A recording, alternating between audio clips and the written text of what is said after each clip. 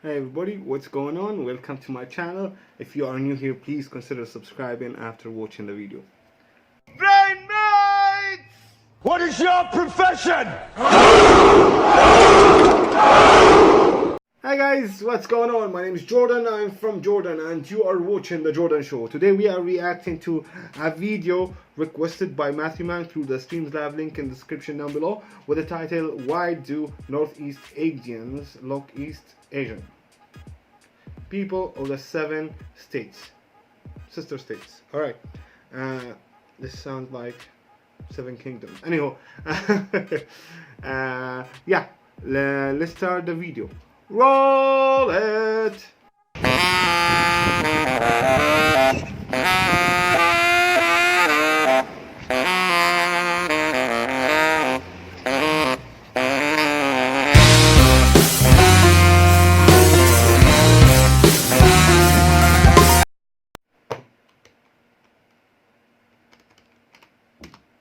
When people think of the word Indian, many people fail to realize that native Indians have such a diverse range in phenotype. There are people of literally all shades and features living in the South Asian country. Yes, I actually, I guess most of you know that.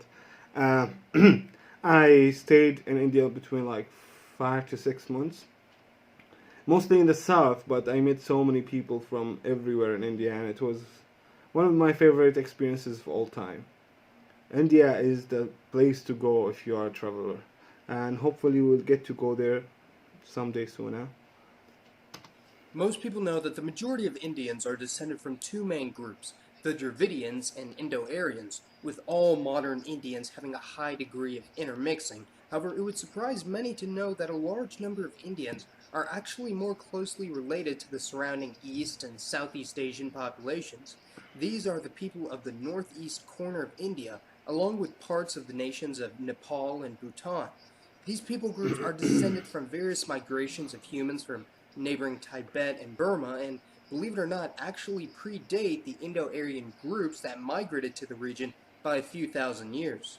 Now, Northeast India includes the states of Arunachal Pradesh, Assam, Manipur, Meghalaya, Mizoram, Nagaland, Sikkim, and Tripura, and are sometimes referred to as the 7 sister states of India, except for Sikkim.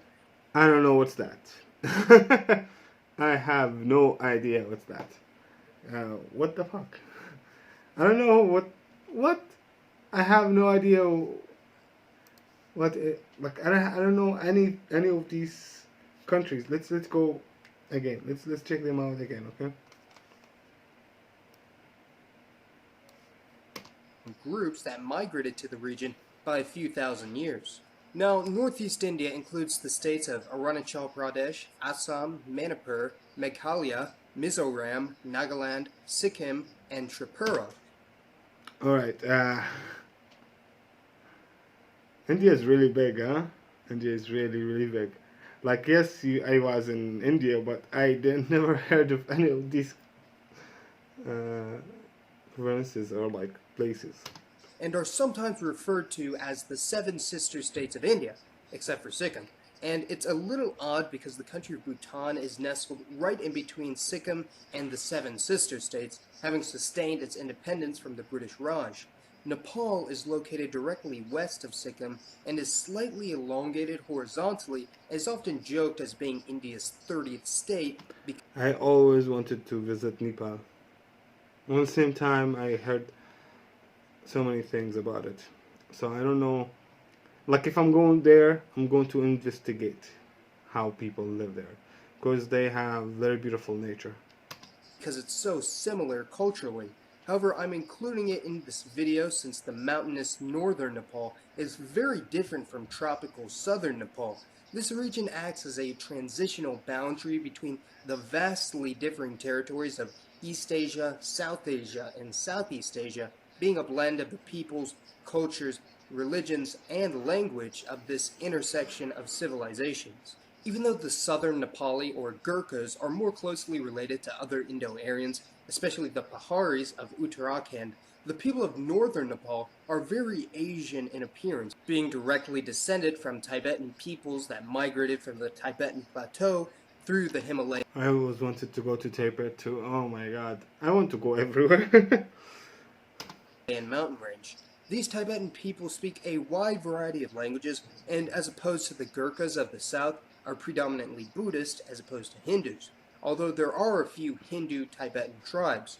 The various Tibetan ethnicities, the largest of which are the Tharu and Tamang, make up around 20 to 30% of Nepal's population, and Indo-Aryan groups make up the other 70 to 80%.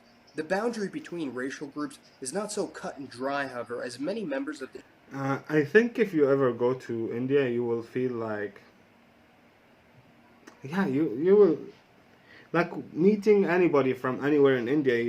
Like they will tell you something that will shock, like they will shock you because they have really different cultures, really different, languages, really different ideas. Like for example, I don't know if that's right or no, but people actually use English between each other because they don't want to offend anybody, because each and every province is like they have their own language. For example, Mumbai, I think Maharashtra or something. I don't know what's the name of the province, but they speak their own language. New Delhi, they speak their own language. Pune, they speak their own language. For example, like they speak in English between each other, so they don't offend each other by not using uh, their main language, okay? Because they think that, I don't know, again, this is like some ideas I collected when I was there. They think that Hindu is kind of an oppression language to in some states. I don't know if that's right or not, but if you guys know anything about this, please tell me in the comments down below, because that's something I faced when I was there. When I asked like some of my friends in Mumbai, why don't you guys speak in Hindu between each other? They tell me like we speak in English because our mother tongue is not Hindu, something else, but we don't speak it anymore. It's really complicated. Indo-Aryan groups have a large percentage of East Asian admixture and vice versa, making it a little difficult to distinguish members of certain ethnicities at times. The Indian state of Sikkim was actually the last territory to be admitted into the country of India, and for that reason the culture is a bit different than most of India, with the northern half of Sikkim being made up of mostly the native Sikkimese people, who are again another Tibetan descended people group, being largely adherents of Buddhism or Christianity. In recent years, a huge wave of Nepali immigrants and refugees from both Nepal and neighboring Bhutan has completely transformed southern Sikkim's ethnic makeup, with Nepali Gurkhas currently being the majority in the state at around 60%. This guy, oh my god, he looks like this guy looks like one of my cousins, I guess. Yeah, my cousins. Nepalis also make up a large proportion of the Siliguri corridor, a very narrow passage that connects the seven sister states. It's really crazy how we are all connected, so you can find so many similarities between us. Like even, like, I don't know, it's like you can go back like thousands and thousands and thousands of years until you find a similarity in the genes. So that's why, for example, like that guy looks somehow like one of my cousins. With the state of West Bengal and the rest of India.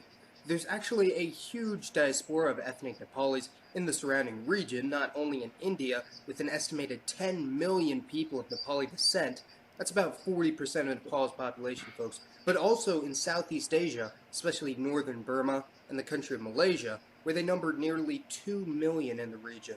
Bhutan is one of the oldest modern nations in South Asia, being formed around 400 years ago and maintaining its independence, and it's estimated that the population of Bhutan is around 700,000 people, which makes it a rather small fry when compared to other South Bhutan sounds like something I want to check out too. Asian juggernauts. But wait, you might say, according to official government estimates, Bhutan's population was over 1 million people 40 years ago. How is that possible? Well, funny story about that, the government of Bhutan actually lied about how many people were living in its territory in the official census in order to be admitted into the United Oh. Nations, which had a cutoff for admission at 1 million people at the time. Bhutan's population was, in reality, less than a third of this, which made it extremely embarrassing for them 30 years later when the new census revealed the population to be only a fraction. Don't try, or you will just embarrass yourself, like the entire Bhutanese government did. Of what the government claimed. Similarly to the previous territories, northern Bhutan is mostly descended from Tibetan-related groups that adhere to Buddhism, while the southern portion is mostly the Indo-Aryan, Nepali-descended Lhotshampa who adhere to Hinduism. Ever since the controversial Bhutan Citizenship Act of 1958, the government of Bhutan has been accused of heavily discriminating against the Lhotshampa minority, who used to make up around 40% of the population, but because many have been deported or fled persecution, they are now probably no more than 20%. They inhabit huge refugee camps in India and Nepal, with the American government actually taking in more than 100,000 of these refugees in the past couple decades. The situation has greatly improved in recent years, with many Lhotshampa wanting to return back to their homeland.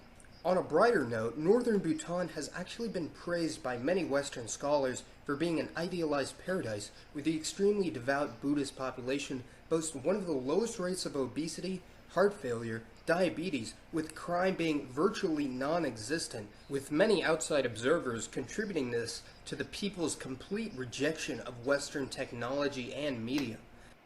Wow. I don't think if I can survive that so much in a place like this. To be honest, I need my internet. I need my, TV shows and all these things. I don't know, man. They reject all technology and that's why they're okay. Well, I don't know. I don't know about that. But still, you know what? I think if I would ever try to go there for like 3 months, maybe I'll lose like 70 kilos when I'm there in 3 months. Because their life is really actual life, where you have to go, there's no technology. So where you have to go and bring the water from the river, for example. Or like you have to go and kill your own food. I don't know. That'd be really nice though. That'd be fucking nice. I think I can do something like that. I don't know if I can do it in Bhutan, but I think I can do something like that. Plus it would be really cool and an interesting experiment. I don't know, maybe like season 60 of the travel show. Let's see. Northeast India, with a population of 50 million, is a bit more complicated, with the native peoples not only coming from Tibetan groups, but also from Burmese, Austroasiatic, and even Thai peoples. Austroasiatic is a language family originating from Southeast Asia and possibly being related to the Austronesians of the Philippines and Indonesia. Guys, if you don't know yet, Southeast Asia is my favorite place in the planet. Seriously, until now I didn't go to Latin America or like the Americas in general, but yeah, Southeast Asia until now is my favorite ever. The weather is always perfect. For me, I like it really hot, and it's always really hot, even when it's raining, and that's something really cool. Which means that some of the Austroasiatic groups from Northeast India are actually most closely related to groups like the Vietnamese and Cambodians, believe it or not. However, groups in the heartland of India, such as the many Munda peoples, such as the Ho, Santhali, and Korku, undoubtedly have more South Asian genes than Southeast Asian, being an example of groups that retain their original language, yet were assimilated into a larger host population. Austroasiatic groups like the Khasi make up the majority of the state of Meghalaya and are almost entirely Christian. Tibetan groups inhabit Arunachal Pradesh, with there being hundreds of different micro-ethnicities that follow various I just made up the term micro-ethnicity to describe ethnic groups with less than 10,000 people. I guess this guy is really smart. He can actually do that. I don't know. Yeah, he can actually just invent a word, micro-ethnicity, which is really cool. ethnic animistic religions. Ever since the Sino-Indian Wars of the 1960s, the People's Republic of China has claimed the overwhelming majority of Arunachal Pradesh, citing back to a previous treaty before Indian independence that granted the region to the Qing dynasty. However, India refuses to back down and has maintained a strong military presence in the area as well as the region of Kashmir, also bordering China. Assam is the only Northeast Indian state that has a native Indo-Aryan population, that being the Assamese, who, like the Nepali, have a large amount of East Asian admixture, yet are still very South Asian in appearance. What's confusing... Oh my god. I just remembered that I met so many Indians that look like South Asians. Yeah. And they're mostly from Kashmir. Like, I met 2 or 3 people who look like they are Asians, like Southeast Asians. But they are from India, and mostly in Kashmir, I guess, yeah. Is that there's a large minority in Assam known as the Aham, who are actually descended from Thai migrants around 1,000 years ago, yet have since adopted the Assamese language and taken up Hinduism, leading many to think that they are ethnic Assamese. Many Indians and outsiders alike might think that the highest percentage of Indian Christians are found in South Indian states like Goa, Kerala, and Tamil Nadu. This is in fact a common misconception, with all of India's Christian majority states being located in Northeast India, that being Meghalaya, Mizoram, and Nagaland. South India does, however, have an overall larger number of Christians than the Northeast. Northeast Indians have historically faced heavy discrimination in other parts of India for differences in appearance, language, religion, but also because of an association with the Chinese, who have historically had very poor and often hostile relations with its southern neighbor. However, in...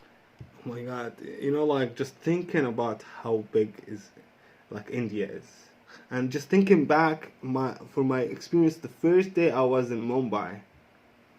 Like, seriously, I don't know if you ever been to something like that, to a big city like Mumbai, but seriously, like, being in that kind of city, you will feel it in your blood that you are there. You know what I'm saying? It's just that. And when you think about India as a whole, like, it's a really, really, really big country. They have almost 1.4 billion people.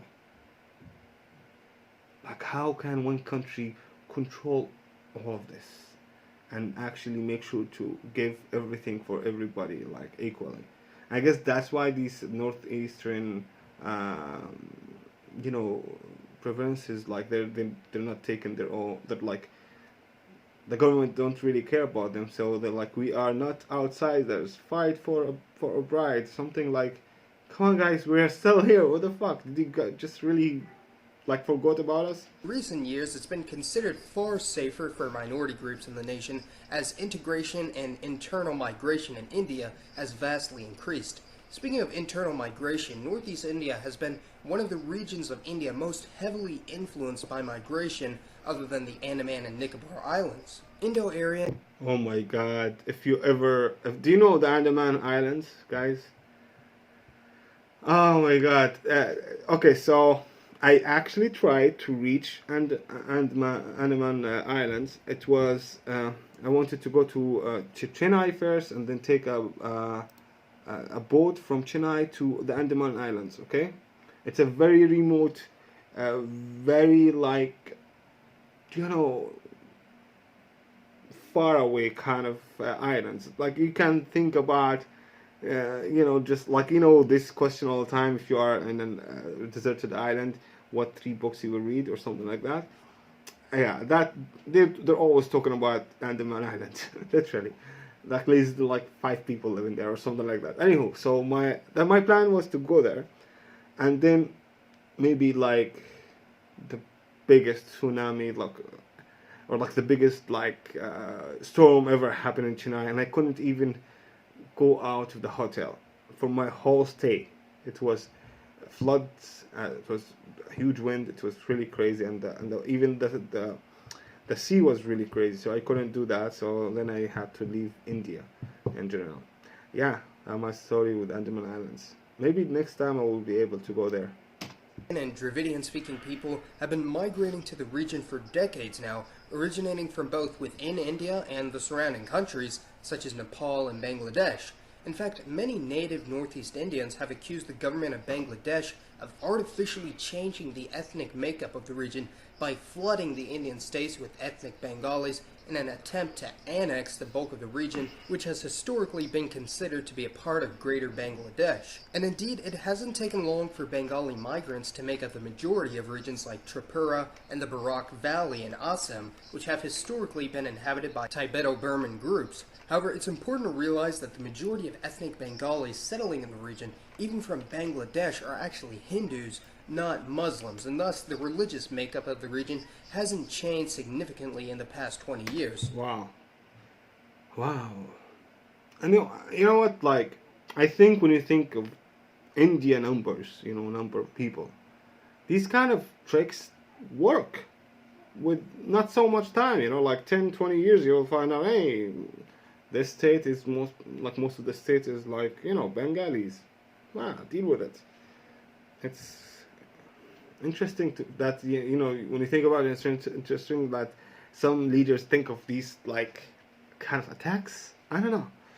Internal Indian migrants come from many regions of the country, but Hindi-speaking groups such as the Biharis, along with the Nepalis, are especially overrepresented. Northeast India is certainly an interesting place, being at the crossroads of some of the most ancient and influential regions in the world. It's an amalgamation of different ethnicities, cultures, and religions, and hopefully all the conflicts in the region will be resolved quickly and peacefully. Be sure to let me know what state in India you're from, and what your thoughts are on this region and the people that inhabit it. As always, Dekhna ke liye dhanyavad. Thanks for watching. This has been Mason, and I'll see you next time. This is awesome.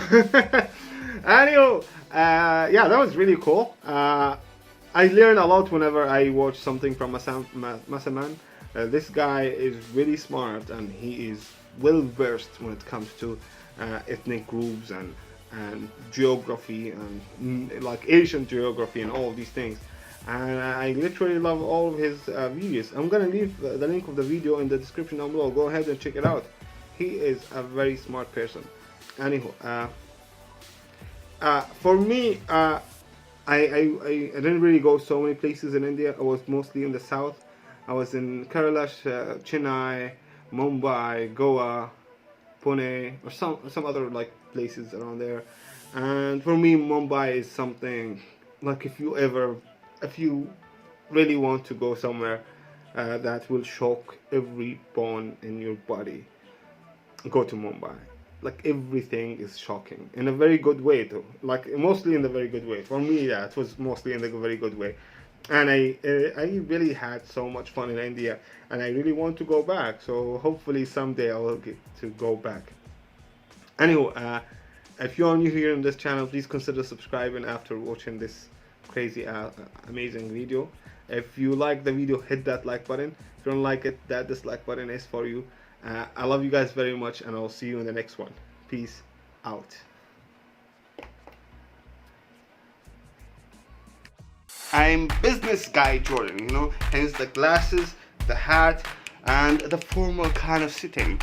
Nah, I'm just fucking with you guys. Still, I'm the business guy Jordan. I'm here to tell you, please guys, support this channel. Let's keep it alive. There's the Streamlabs link in the description down below. There's the Patreon thingy. Go ahead and support this channel. Let's keep doing the good work. That's it. That was not that. It was not that professional, right? I know. I'm business guy Jordan. See you guys in the next one. That's my best friend.